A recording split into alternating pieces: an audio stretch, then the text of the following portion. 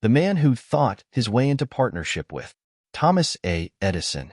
Truly, thoughts are things, and powerful things at that, when they are mixed with definiteness of purpose, persistence, and a burning desire for their translation into riches or other material objects. A little more than 30 years ago, Edwin C. Barnes discovered how true it is that men really do think and grow rich. His discovery did not come about at one sitting. It came little by little, beginning with a burning desire to become a business associate of the great Edison. One of the chief characteristics of Barnes' desire was that it was definite. He wanted to work with Edison, not for him. Observe, carefully, the description of how he went about translating his desire into reality, and you will have a better understanding of the 13 principles which lead to riches. When this desire or impulse of thought first flashed into his mind, he was in no position to act upon it. Two difficulties stood in his way. He did not know Mr. Edison, and he did not have enough money to pay his railroad fare to Orange, New Jersey. These difficulties were sufficient to have discouraged the majority of men from making any attempt to carry out the desire. But his was no ordinary desire. He was so determined to find a way to carry out his desire that he finally decided to travel by blind baggage, rather than be defeated. To the uninitiated, this means that he went to East Orange on a freight train. He presented himself at Mr. Edison's laboratory and announced he had come to go into business with the inventor. In speaking of the first meeting between Barnes and Edison, years later, Mr. Edison said, "He stood there before me, looking like an ordinary tramp, but there was something in the expression of his face which conveyed the impression that he was determined to get what he had come after." I had learned, from years of experience with men, that when a man really desires a thing so deeply that he is willing to stake his entire future on a single turn of the wheel in order to get it, he is sure to win. I gave him the opportunity he asked for, because I saw he had made up his mind to stand by until he succeeded. Subsequent events proved that no mistake was made. Just what young Barnes said to Mr. Edison on that occasion was far less important than that which he thought. Edison, himself, said so. It could not have been the young man's appearance which got him his start in the Edison office, for that was definitely against him. It was what he thought that counted. If the significance of this statement could be conveyed to every person who reads it, there would be no need for the remainder of this book. Barnes did not get his partnership with Edison on his first interview. He did get a chance to work in the Edison offices at a very nominal wage, doing work that was unimportant to Edison, but most important to Barnes, because it gave him an opportunity to display his merchandise where his intended partner could see it. Months went by. Apparently nothing happened to bring the coveted goal which Barnes had set up in his mind as his definite major purpose. But something important was happening in Barnes' mind. He was constantly intensifying his desire to become the business associate of Edison. Psychologists have correctly said that when one is truly ready for a thing, it puts in its appearance. Barnes was ready for a business association with Edison. Moreover, he was determined to remain ready until he got that which he was seeking. He did not say to himself, "Oh well, what's the use? I guess I'll change my mind and try for a salesman's job." But he did say, "I came here to go into business with Edison, and I'll accomplish this end if it takes the remainder of my life." He meant it. What a different story men would have to tell if only they would adopt a definite purpose and stand by that purpose until it had time to become an all-consuming obsession. Maybe young Barnes did not know it at the time, but his bulldog determination, his persistence in standing back of a single desire, was destined to mow down all opposition and bring him the opportunity he was seeking. When the opportunity came, it appeared in a different form and from a different direction than Barnes had expected. That is one of the tricks of opportunity. It has a sly habit of slipping in by the back door, and often it comes disguised in the form of misfortune or temporary defeat. Perhaps this is why so many fail to recognize opportunity.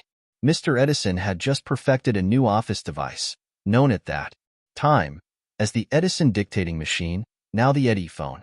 His salesmen were not enthusiastic over the machine.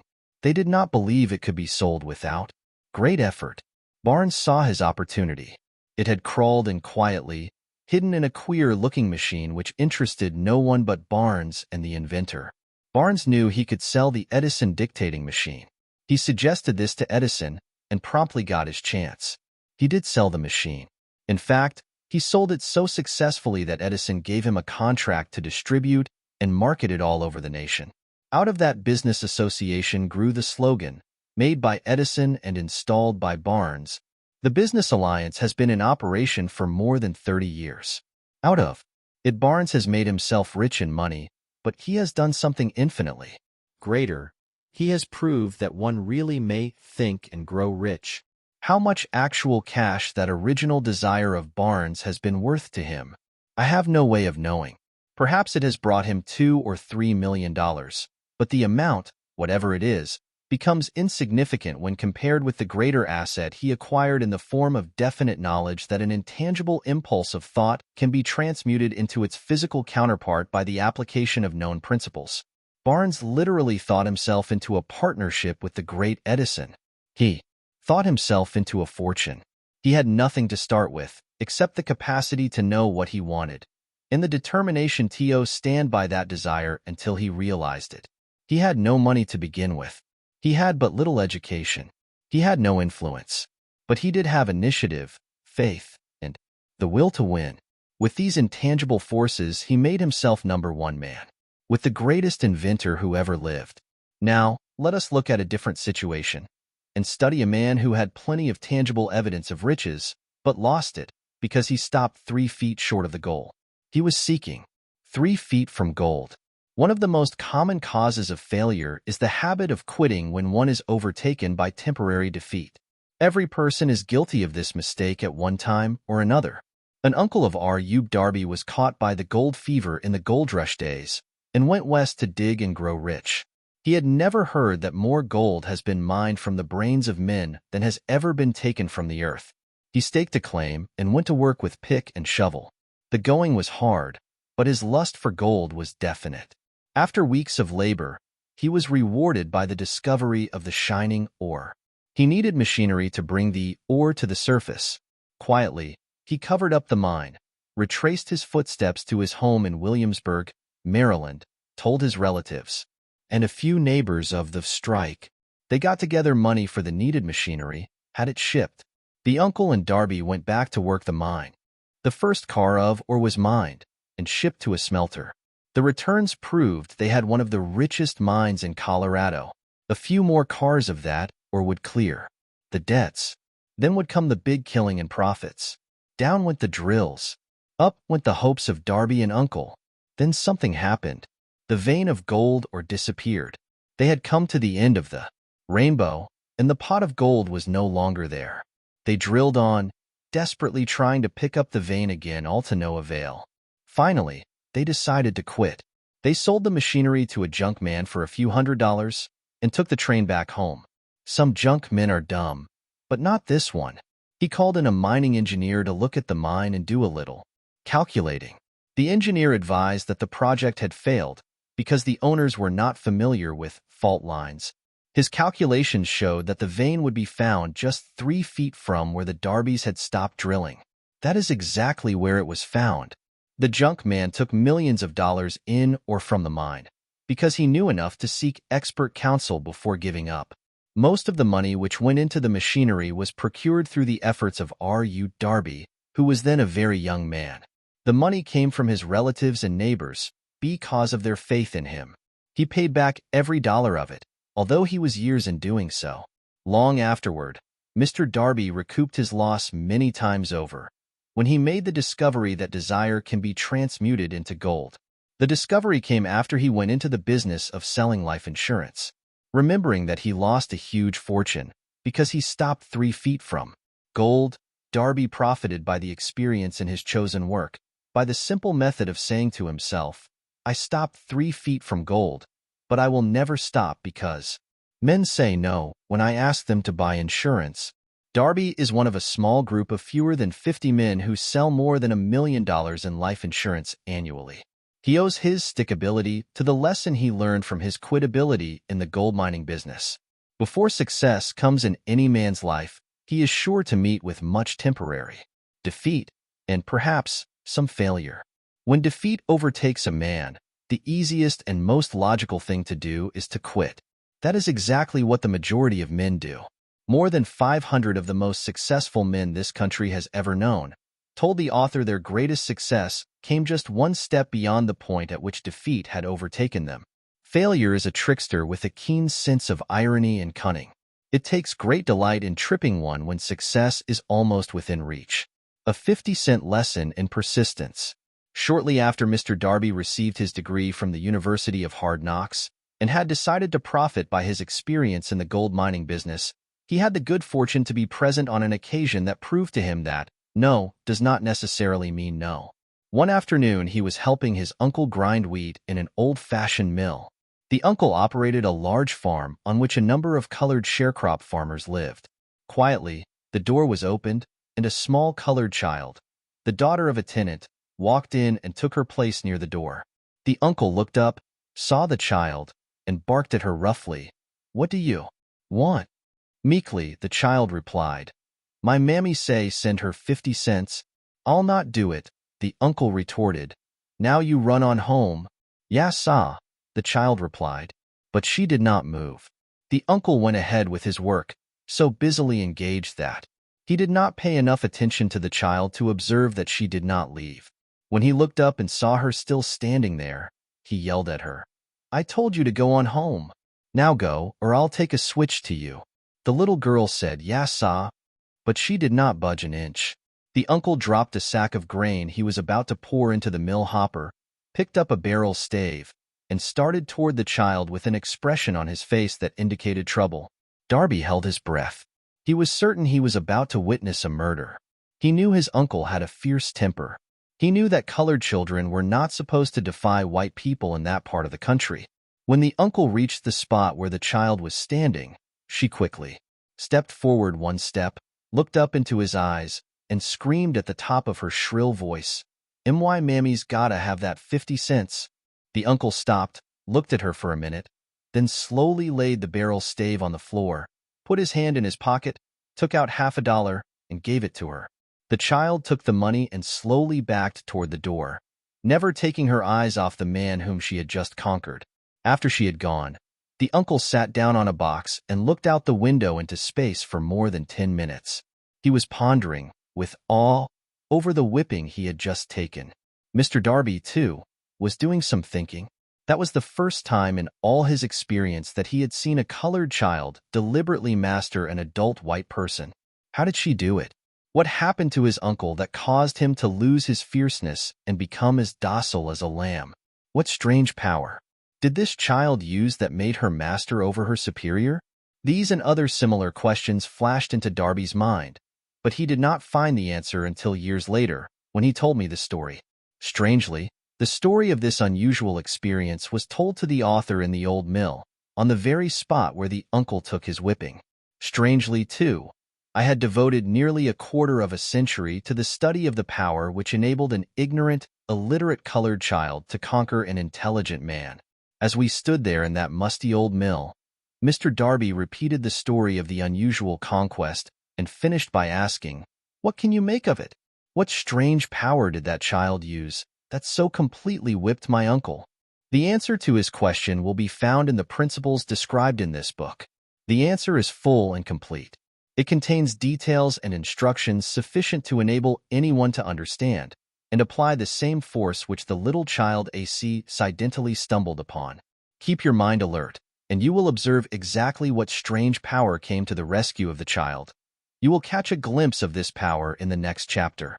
Somewhere in the book you will find an idea that will quicken your receptive powers and place at your command, for your own benefit, this same irresistible power. The awareness of this power may come to you in the first chapter, or it may flash into your mind in some subsequent chapter.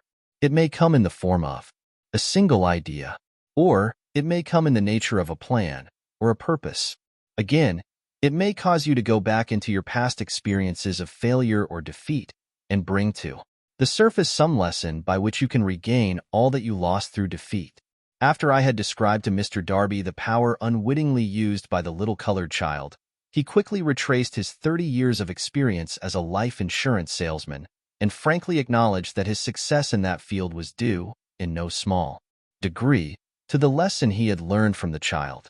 Mr. Darby pointed out, every time a prospect tried to bow me out without buying, I saw that child standing there in the old mill, her big eyes glaring in defiance, and I said to myself, I've got to make this sale. The better portion of all sales I have made were made after people had said no. He recalled, too, his mistake in having stopped only 3 feet from gold, but, he said, that experience was a blessing in disguise. It taught me to keep on keeping on, no matter how hard the going may be, a lesson I needed to learn before I could succeed in anything. This story of Mr. Darby and his uncle, the colored child and the gold mine, doubtless will be read by hundreds of men who make their living by selling life insurance, and to all of these, the author wishes to offer the suggestion that Darby owes to these 2 experiences his ability to sell more than $1 million of life insurance every year. Life is strange and often imponderable. Both the successes and the failures have their roots in simple experiences. Mr. Darby's experiences were commonplace and simple enough, yet they held the answer to his destiny in life. Therefore, they were as important to him as life itself. He profited by these 2 dramatic experiences because he analyzed them and found the lesson they taught. But what of the man who has neither the time nor the inclination to study failure in search of knowledge that may lead to success? Where and how is he to learn the art of converting defeat into stepping stones to opportunity? In answer to these questions, this book was written. The answer called for a description of 13 principles, but remember, as you read, the answer you may be seeking to the questions which have caused you to ponder over the strangeness of life may be found in your own mind through some idea, plan, or purpose which may spring into your mind as you read. One sound idea is all that one needs to achieve success. The principles described in this book contain the best and the most practical of all that is known concerning ways and means of creating useful ideas. Before we go any further in our approach to the description of these principles, we believe you are entitled to receive this important suggestion. When riches begin to come, they come so quickly, in such great abundance, that one wonders where they have been hiding during all those lean years. This is an astounding statement, and all the more so when we take into consideration the popular belief that riches come only to those who work hard and long.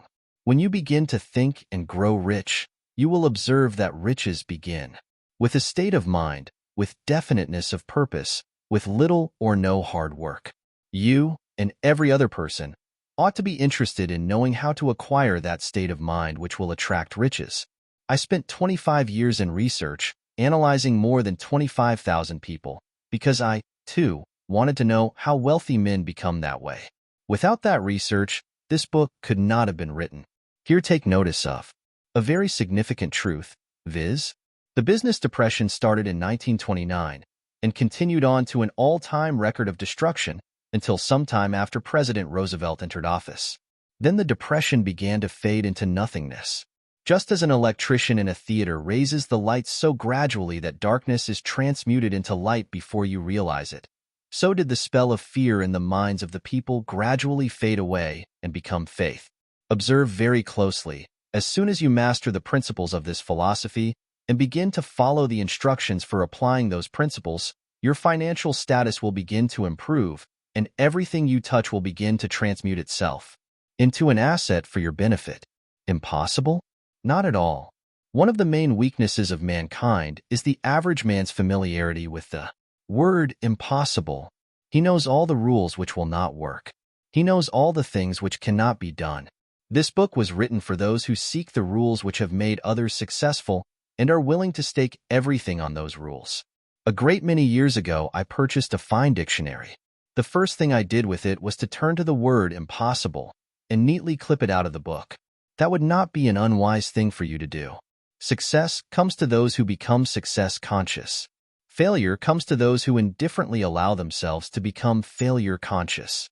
The object of this book is to help all who seek it to learn the art of changing their minds from failure consciousness to success consciousness. Another weakness found in altogether too many people is the habit of measuring everything and everyone by their own impressions and beliefs. Some who will read this will believe that no one can think and grow rich. They cannot think in terms of riches because their thought habits have been steeped in poverty, want, misery, failure, and defeat. These unfortunate people remind me of a prominent Chinese who came to America to be educated in American ways. He attended the University of Chicago. One day, President Harper met this young Oriental on the campus, stopped to chat with him for a few minutes, and asked what had impressed him as being the most noticeable characteristic of the American people. "Why," the Chinaman exclaimed, "the queer slant of your eyes. Your eyes are off slant." What do we say about the Chinese? We refuse to believe that which we do not understand. We foolishly believe that our own limitations are the proper measure of limitations. Sure, the other fellow's eyes are off slant, because they are not the same as our own. Millions of people look at the achievements of Henry Ford after he has arrived and envy him because of his good fortune, or luck, or genius, or whatever it is that they credit for Ford's fortune. Perhaps one person in every 100,000 knows the secret of Ford's success, and those who do know are too modest or too reluctant to speak of it because of its simplicity. A single transaction will illustrate the secret perfectly. A few years back, Ford decided to produce his now famous V8 motor. He chose to build an engine with the entire 8 cylinders cast in one block and instructed his engineers to produce a design for the engine. The design was placed on paper, but the engineers agreed, to a man, that it was simply impossible to cast an 8-cylinder gas engine block in one piece. Ford said, "Produce it anyway." But they replied, "It's impossible." "Go ahead," Ford commanded, "and stay on the job until you succeed no matter how much time is required." The engineers went ahead. There was nothing else for them to do, if they were to remain on the Ford staff. 6 months went by. Nothing happened. Another 6 months passed, and still nothing happened. The engineers tried every conceivable plan to carry out the orders, but the thing seemed out of the question. Impossible. At the end of the year, Ford checked with his engineers, and again they informed him they had found no way to carry out his orders. "Go right ahead," said Ford. "I want it and I'll have it." They went ahead, and then, as if by a stroke of magic, the secret was discovered. The Ford determination had won once more. This story may not be described with minute accuracy, but the sum and substance of it is correct. Deduce from it, you who wish to think and grow rich, the secret of the Ford millions, if you can. You'll not have to look very far. Henry Ford is a success because he understands and applies the principles of success. One of these is desire, knowing what one wants. Remember this Ford story as you read, and pick out the lines in which the secret of his stupendous achievement have been described. If you can do this, if you can lay your finger on the particular group of principles which made Henry Ford rich, you can equal his achievements. In almost any calling for which you are suited, you are the master of your fate, the captain of your soul, because when Henley wrote the prophetic lines, "I am the master of my fate, I am the captain of my soul," he should have informed us that we are the masters of our fate, the captains of our souls, because we have the power to control our thoughts. He should have told us that the ether in which this little earth floats, in which we move and have our being, is a form of energy moving at an inconceivably high rate of vibration, and that the ether is filled with a form of universal power which adapts itself to the nature of the thoughts we hold in our minds, and influences us, in natural ways, to transmute our thoughts into their physical equivalent. If the poet had told us of this great truth, we would know why it is that we are the masters of our fate, the captains of our souls. He should have told us, with great emphasis, that this power makes no attempt to discriminate between destructive thoughts and constructive thoughts, that it will urge us to translate into physical reality thoughts of poverty, just as quickly as it will influence us to act upon thoughts of riches. He should have told us, too, that our brains become magnetized with the dominating thoughts which we hold in our minds, and, by means with which no man is familiar, these magnets attract to us the forces, the people, the circumstances of life which harmonize with the nature of our dominating thoughts. He should have told us that before we can accumulate riches in great abundance, we must magnetize our minds with intense desire for riches, that we must become money-conscious until the desire for money drives us to create definite plans for acquiring it. But Being a poet and not a philosopher, Henley contented himself by stating a great truth in poetic form, leaving those who followed him to interpret the philosophical meaning of his lines. Little by little, the truth has unfolded itself, until it now appears certain that the principles described in this book hold the secret of mastery over our economic fate. We are now ready to examine the first of these principles. Maintain a spirit of open-mindedness and remember as you read, they are the invention of no one man. The principles were gathered from the life experiences of more than 500 men who actually accumulated riches in huge amounts. Men who began in poverty with but little education, without influence. The principles worked for these men. You can put them to work for your own enduring benefit. You will find it easy, not hard, to do. Before you read the next chapter, I want you to know that it conveys factual information which might easily change your entire financial destiny, as it has so definitely brought changes of stupendous proportions to two people described. I want you to know, also, that the relationship between these two men and myself is such that I could have taken no liberties with the facts, even if I had wished to do so. One of them has been my closest personal friend for almost 25 years. The other is my own son. The unusual success of these two men, success which they generously accredit to the principle described in the next chapter, more than justifies this personal reference as a means of emphasizing the far-flung power of this principle. Almost 15 years ago, I delivered the commencement address at Salem College, Salem, West Virginia. I emphasized the principle described in the next chapter with so much intensity that one of the members of the graduating class definitely appropriated it and made it a part of his own philosophy. The young man is now a member of Congress and an important factor in the present administration. Just before this book went to the publisher, he wrote me a letter in which he so clearly stated his opinion of the principle outlined in the next chapter that I have chosen to publish his letter as an introduction to that chapter. It gives you an idea of the rewards to come. My dear Napoleon, my service as a member of Congress having given me an insight into the problems of men and women, I am writing to offer a suggestion which may become helpful to thousands of worthy people. With apologies, I must state that the suggestion, if acted upon, will mean several years of labor and responsibility for you. But I am enheartened to make the suggestion because I know your great love for rendering useful service. In 1922, you delivered the commencement address at Salem College when I was a member of the graduating class. In that address, you planted in my mind an idea which has been responsible for the opportunity one now have to serve the people of my state, and will be responsible, in a very large measure, for whatever success I may have in the future. The suggestion I have in mind is that you put into a book the sum and substance of the address you delivered at Salem College, and in that way give the people of America an opportunity to profit by your many years of experience and association with the men who, by their greatness, have made America the richest nation on earth. I recall, as though it were yesterday, the marvelous description you gave of the method by which Henry Ford, with but little schooling, without a dollar, with no influential friends, rose to great heights. I made up my mind then, even before you had finished your speech, that I would make a place for myself, no matter how many difficulties I had to surmount. Thousands of young people will finish their schooling this year, and within the next few years.